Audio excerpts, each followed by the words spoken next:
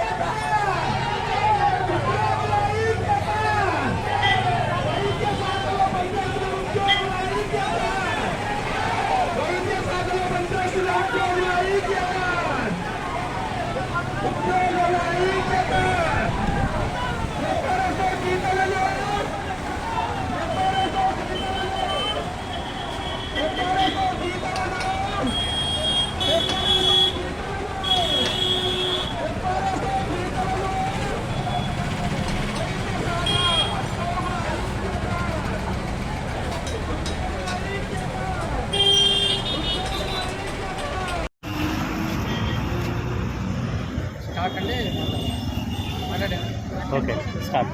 నమస్తేనండి, నా పేరు శక్తి నాగరాజు. గిరిజన ప్రాంతం వైద్యారోగ్య ఉద్యోగుల సంఘం అధ్యక్షుడిగా ఉన్నాను.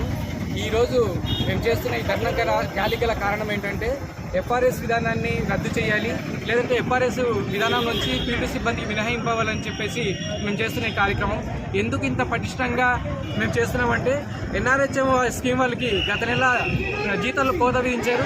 22,000 జీతం రావాల్సింది కేవలం 600, 300, 400 జీతాలు మాత్రమే పడ్డాయి.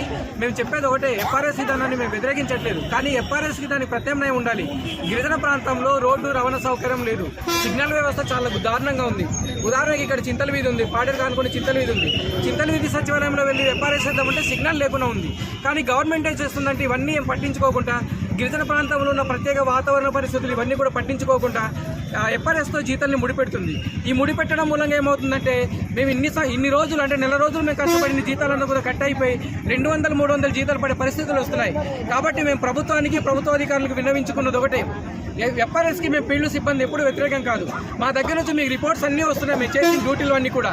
కాబట్టి మాకు ఎఫ్ఆర్ఎస్ స్థానంలో వేరే ప్రత్యామ్నాయం ఏర్పాటు చేయండి. ఎఫ్ఆర్ఎస్తో జీతాలని ముడిపెట్టొద్దు. అలా ముడిపెడితే వచ్చే నెలకెళ్ళ సుమారుగా 1000 మంది ఉద్యోగస్తులకు జీతాలు ఆగిపోయే పరిస్థితులు వస్తున్నాయి. ఎందుకంటే ఎఫ్ఆర్ఎస్ విధానానికి ప్రభుత్వం తీసుకున్న సిగ్నల్ వ్యవస్థకి అసలు పొంతం లేకుండా ఉంది. ఒక గ్రామానికి సిగ్నల్ ఉంటే ఇంకో గ్రామంలో సిగ్నల్ ఉండట్లేదు. ఎఫ్ఆర్ఎస్ 3 సార్లు వేయాలంటున్నారు, ఉదయం, మధ్యాహ్నం, సాయంత్రం 3 సార్లు వేయాలంటే సిగ్నల్ ఉన్న చోట వచ్చి వేయాలి. ఒక గ్రామానికి చాలా దూరం ఉన్నాయి, 5 నుంచి 10 కిలోమీటర్ల దూరం ఉన్నాయి. రోడ్డు సౌకర్యం లేదు, మేము ఎలా వేయాలి? కాబట్టి అధికారులు, ప్రభుత్వం దయచేసి దీని మీద దృష్టి పెట్టి ఎఫ్ఆర్ఎస్ విధానాన్ని రద్దు చేయాలి. పీను స్టాప్కి ఎఫ్ఆర్ఎస్ నుంచి మినహాయింపు ఇవ్వాలి, లేదా ఎఫ్ఆర్ఎస్ వేయాలంటే అక్కడ ఉన్న టెక్నికల్ ప్రాబ్లమ్ని సాల్వ్ చేయాలని చెప్పేసి మేము కోరుకుంటాం. ఇవే కాకుండా చాలా ప్రాబ్లమ్స్ ఉన్నాయి. ఉదాహరణకు సచివాలయ సిబ్బంది సచివాలయంలోనే వెళ్ళి ఎఫ్ఆర్ఎస్ చేయాలంటారు, కానీ ఆ పరిస్థితి లేదు. సచివాలయంలో వెళ్ళి ఎఫ్ఆర్ఎస్ మళ్ళీ ఫీల్డ్కి వెళ్ళాలి, ఫీల్డ్ నుంచి వచ్చి మళ్ళీ సచివాలయంలో ఎఫ్ఆర్ఎస్ చేయాలి. ఇది సహజం కాని పని గిరిజన ప్రాంతంలో. కాబట్టి దయచేసి ఎఫ్ఆర్ఎస్ నుంచి మాకు మినహాయింపు ఇవ్వాలని చెప్పేసి కోరుకుంటాం. Thank you.